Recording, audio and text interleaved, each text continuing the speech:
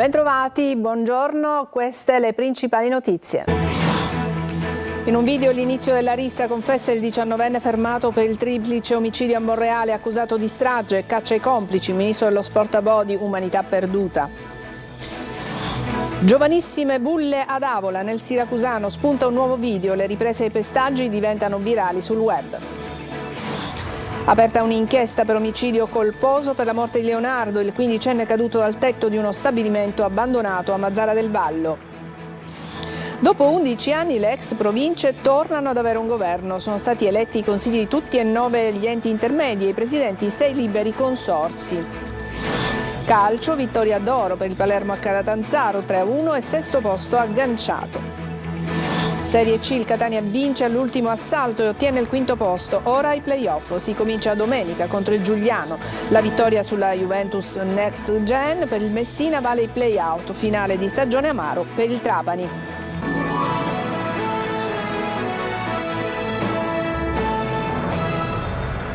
Bentrovati, iniziamo questo nostro telegiornale con una notizia appena battuta dall'agenzia ANSA. Si tratta di un omicidio. Un imprenditore di 60 anni ha ucciso il figlio di 23 anni al culmine di una lite che è scoppiata durante una festa a San Gregorio di Catania.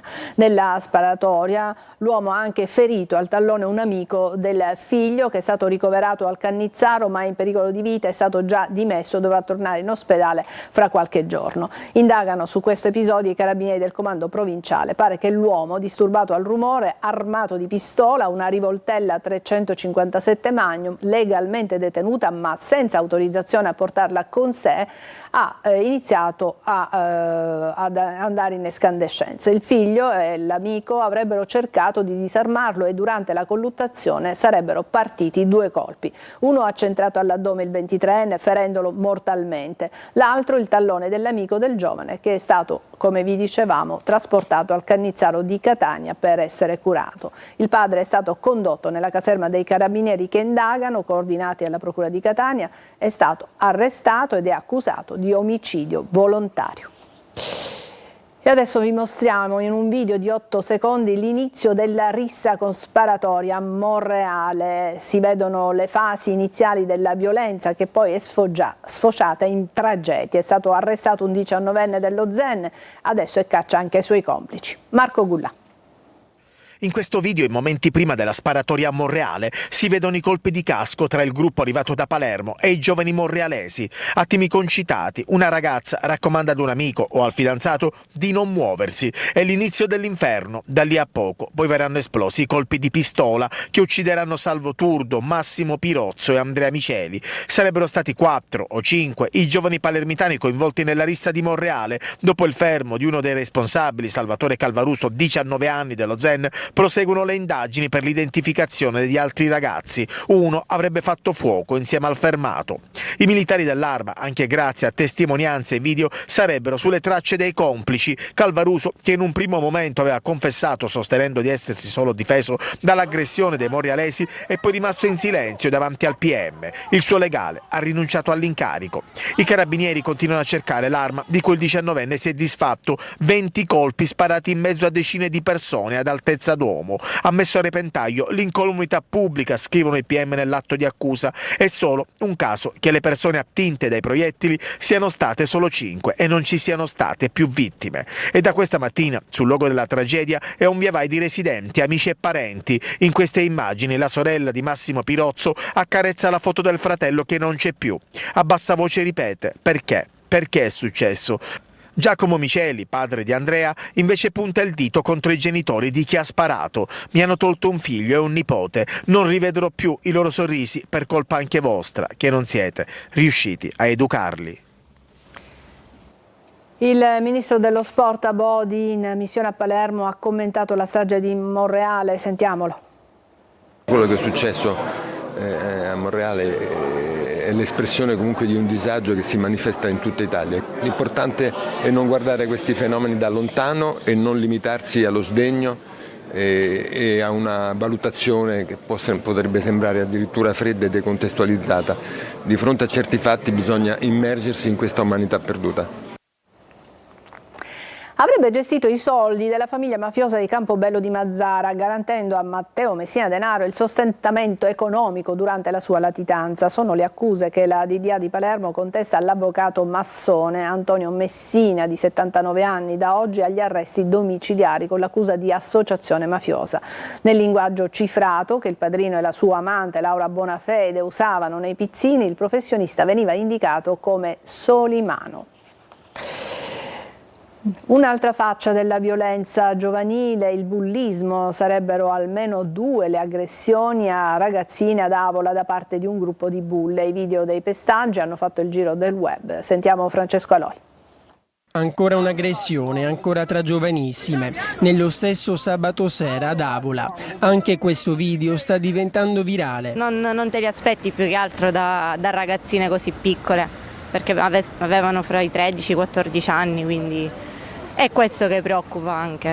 Sicuramente c'è un problema che nasce da generazioni anche passate, quindi da genitori eccetera.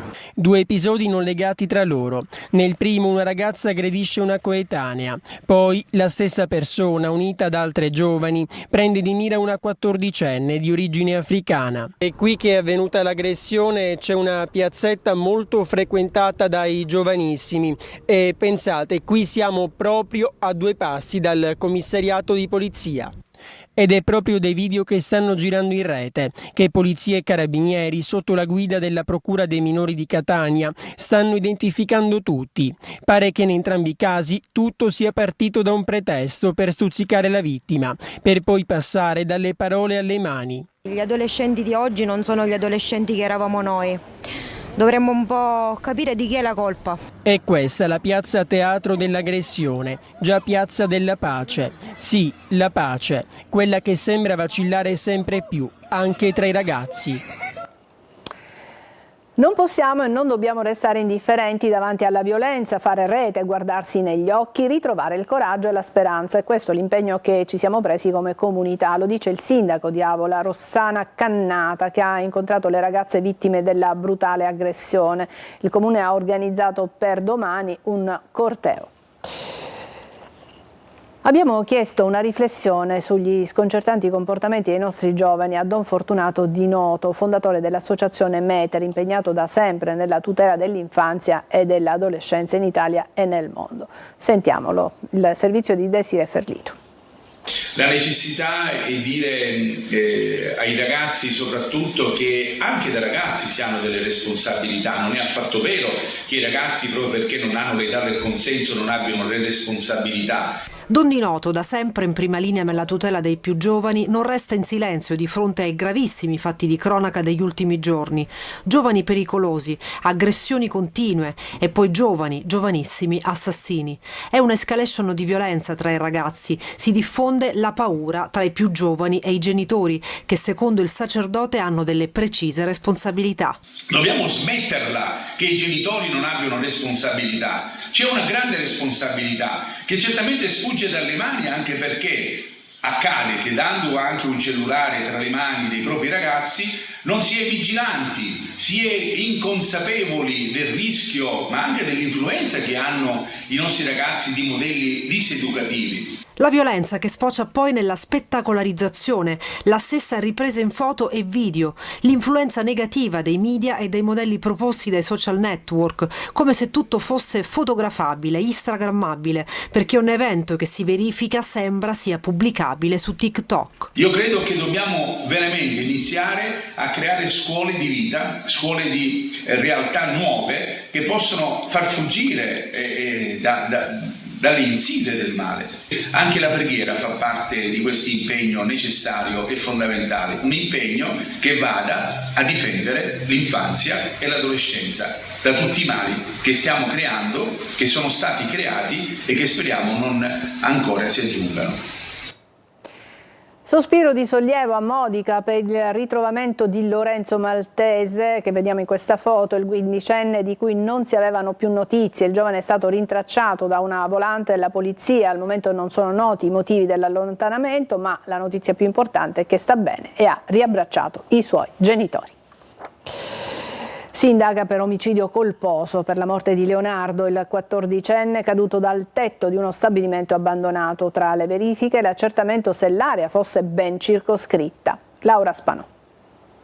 La Procura di Marsala ha aperto un'inchiesta per omicidio colposo sulla tragedia avvenuta sabato 26 aprile a Mazara del Vallo, in cui ha perso la vita Leonardo Titone, 15 anni, precipitato dal tetto dell'ex stabilimento vinicolo dismesso sul lungomare San Vito. Gli inquirenti stanno valutando se l'area, pur dichiarata inaccessibile, fosse realmente messa in sicurezza, dato che l'ingresso era facilmente raggiungibile con un passaggio praticato nella recinzione. Sembra infatti che il giovane fosse già entrato all'interno della struttura insieme ad altri coetanei.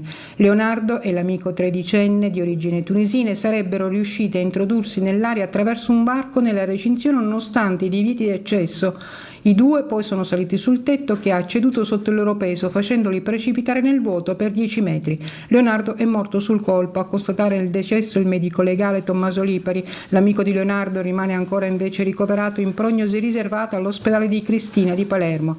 La tragedia ha scosso profondamente Mazara. Ci si interroga ora se si sarebbe potuta evitare. Purtroppo quanto accaduto a Mazara del Vallo però non è un caso isolato o circoscritto alla sola Sicilia. Nel napoletano un 17enne era morto dopo essere precipitato dal tetto di un capannone dismesso. Tra le ipotesi si parlava di un litigio e di una Challenger. Un anno fa a Treviso un altro ragazzino di 14 anni era precipitato dal tetto di un capannone abbandonato nella zona industriale del comune veneto. Il 14enne era con un gruppo di amici. Anche in questo caso si trattava di un gioco finito male. Adesso una brevissima pausa, poi parleremo delle provinciali che si sono appena concluse. A tra poco.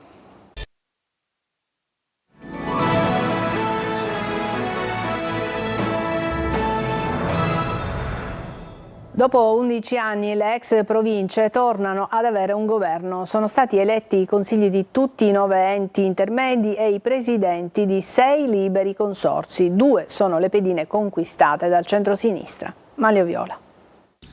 Fra centrodestra e centrosinistra alla fine vincono soltanto le strane alleanze, quelle trasversali. Chiuso il capitolo delle elezioni di secondo livello e scelti i presidenti dei 6 liberi consorzi che dopo 11 anni avranno una guida, il risultato consegna indicazioni politiche contrastanti. Il centrosinistra conquista Enna con Pietro Capizzi, sindaco di Calascibetta, e Trapani con Salvatore Quinci, sindaco di Mazara del Vallo, e sostiene di aver mandato un messaggio alla maggioranza di Schifani. Il centrodestra prende però Siracusa, Ragusa, Agrigento e Caltanissetta, ma tutti i presidenti presentano alleanze che non rispecchiano in realtà la coalizione. A Ragusa vince appunto il centrodestra, ma senza la Democrazia Cristiana di Cuffaro, con Maria Rita Schembari, sindaco di Comiso. A Siracusa il presidente è Michelangelo Gian Siracusa, sindaco di Ferla, appoggiato da MPA, DC, Lega e anche da Azione, che nella coalizione non c'è.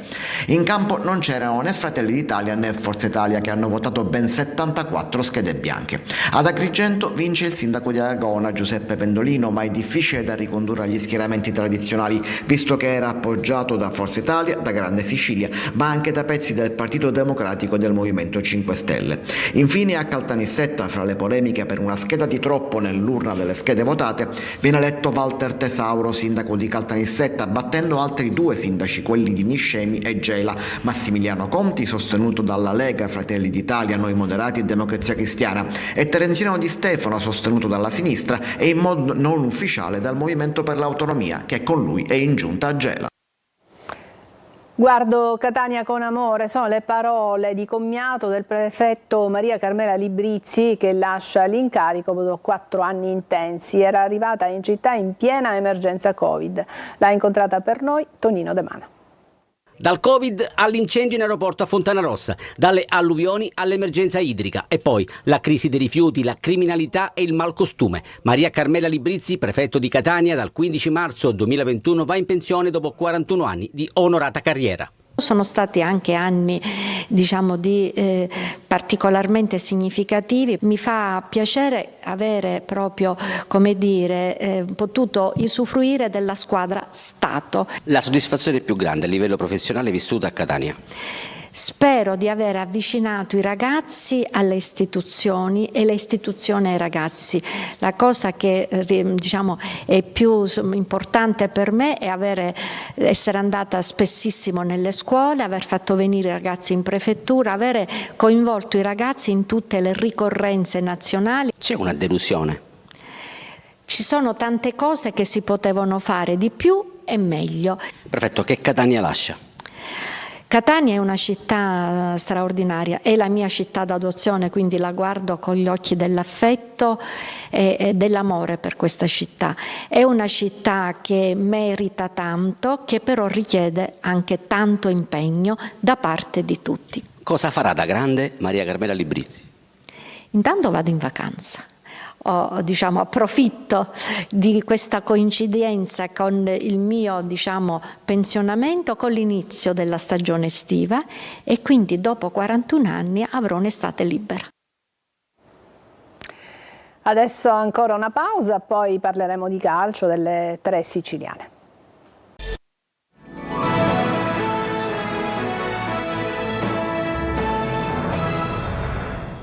Eccoci al calcio. Palermo bello e vincente a Catanzaro, una vittoria che vale il 6° posto, e adesso il calendario sorride ai rosanero. Marco Gullà. È la vittoria che può segnare un nuovo corso. Il Palermo sbanca a Catanzaro con il punteggio netto di 3-1. Una vittoria costruita e meritata che permette ai rosanero di agganciare il 6° posto con vista sul 5°. I playoff dovrebbero essere certi, ma il Palermo vuole di più e spera di terminare la stagione regolare nel miglior piazzamento possibile per poi giocarsi la promozione in A tramite i playoff. Partita sbloccata da questo goffo autogol di Bonini. Palermo che attacca e raddoppia, palla deliziosa di Brunori per Segre, che insacca lo 0-2. Nella ripresa arriva la rete di Biasci, ma questa volta il Palermo non rischia la rimonta e nel finale con le Duaron mette sigilli alla vittoria. Sì, una partita difficile contro una squadra che sta facendo bene in un campo difficile. Abbiamo riscattato la partita dell'andata più che la partita risultato, perché sicuramente avevamo fatto una buona partita all'andata e l'abbiamo ripetuta oggi. Poi siamo stati bravi, efficaci nel primo tempo, bravi nel momento che c'era da soffrire, perché sul 2-1 sicuramente c'è stato un momento dove abbiamo abbassato il baricentro, abbiamo difeso, e poi alla fine chi è entrato ha regalato anche il 3-1 e sono contento per loro, perché c'è bisogno veramente di tutti. Una partita quindi largamente dominata dal Palermo. Mancano adesso 4 giornate alla fine del campionato. Rosanero che giocheranno 3 volte in casa. Giovedì 1° maggio sfida al Barbera contro il Sud Tirol. E il Catania batte anche il Potenza in trasferta e va ai playoff da 5° in classifica. Domenica al Massimino arriva il Giuliano per il primo turno. Marco Carli. Il Bomber, che dopo essere tornato in campo torna anche al gol, e tanti segnali positivi soprattutto dopo il pari lucano. Il Catania ottiene quello che voleva a Potenza, conservare il 5° posto frutto della 5ª vittoria consecutiva in trasferta, la 6ª nelle ultime 7. Una squadra che ha recuperato tanti giocatori importanti, non solo inglese, Sturaro ad esempio e Dal Monte, che saranno protagonisti nella ripresa, e che può contare su interpreti che fanno sempre il loro compito e talvolta di più, come Raimo, che porta in vantaggio gli etnei in avvio di partita su Torre di Ditacchio. Poi i rossazzurri si chiudono, Dini deve sbrogliare qualche matassa, soprattutto nella ripresa. Gli etnei stanno indietro e il Potenza che pressa alla fine la spunta, con Castorani che pareggia. Nella prima pressione molte volte abbiamo sbagliato tecnicamente e loro ne hanno approfittato, però la squadra si è ricompattata subito, ha concesso poco. A quel punto i rossazzurri sono sesti con playoff più in salita, invece ecco i segnali, entrano anche Dal Monte e stoppa, il Catania si riaffaccia davanti, Sturaro salva sulla deviazione non centrata di Verrengia, e poi ecco Bomber inglese su assist di Dal Monte, gol da grande attaccante. Per il Catania una strada sulla carta più agevole, con il Giuliano in casa al primo turno dei playoff con 2 risultati su 3 a disposizione, e nel secondo turno di nuovo in casa, sempre con la possibilità di andare alla fase nazionale, anche con il pari. Siccome ci siamo piazzati con un risultato positivo oggi, abbiamo 2 risultati su 3, quindi i primi 2 turni in teoria dovremmo essere avvantaggiati. Cerchiamo di sfruttare questo vantaggio, però la partita secca non è mai semplice. Noi penso che ci arriviamo pronti, da squadra, da gruppo. Il Messina ha centrato i play-out e si giocherà la salvezza col Foggia. Il Trapani resta invece fuori da tutto. Francesco Triolo. Messina è ancora viva e continua a coltivare le speranze di salvezza. Per il Trapani è già vacanza, questi verdetti dell'ultima giornata di regular season per le due siciliane, i cui destini si incrociavano negli ultimi 90 minuti. Giallorossi che hanno conquistato i play-out grazie alla vittoria casalinga contro la Juve Next Gen per 2-1 con reti di Tordini e Luciani, un successo sofferto costruito con uno splendido primo tempo contro un'avversaria che ha giocato in 10 per 80 minuti per l'espulsione di Gil e poi in 9 nel recupero e che aveva accorciato le distanze ad inizio ripresa con Amaradio, facendo salire la tensione per i 7.000 del Franco Scoglio. Il Messina quindi si giocherà la salvezza al play-out, ma contro il Foggia che ha pareggiato a Picerno ed è stato scavalcato dalla Casertana, vittoriosa in casa del Trapani. La distanza tra Messina e Foggia è di 6 punti e quindi inferiore ai 9 necessari per non disputare lo spareggio. Il 10 maggio l'andata al Franco Scoglio, 7 giorni dopo il ritorno a Foggia. Fuori da tutto il Trapani che chiude 11° eppure ai Granata, alla luce dei risultati maturati, sarebbe bastato vincere contro la Casertana per entrare nei playoff come decima in classifica e affrontare in gara secca il Catania al Massimino. I Granata invece si sono fatti sorprendere dalla fame della Casertana, passata in vantaggio dopo 11 minuti con vano. A nulla è servito il tentativo di recuperarla del Trapani, che ha rischiato anche di subire il secondo gol. Si chiude qui quindi il primo campionato da professionista per il presidente Antonini, che adesso dovrà programmare la prossima stagione partendo dal rinnovo del tecnico Aronica già siglato sino al 2026. Ecco, ci fermiamo qui, vi ricordo la notizia di apertura: un uomo di 60 anni, un imprenditore, è stato arrestato dai carabinieri per aver ucciso il figlio durante una festa a San Gregorio di Catania. Armato di pistola, ha sparato, ha ferito mortalmente il figlio, lo ha centrato all'addome ed è morto il ragazzo, mentre l'amico del figlio è stato ferito solo leggermente ad una caviglia. Su questa notizia vi daremo altre informazioni nell'edizione delle 14 di Sicilia 24. Per il momento è tutto, grazie per l'attenzione, buona giornata.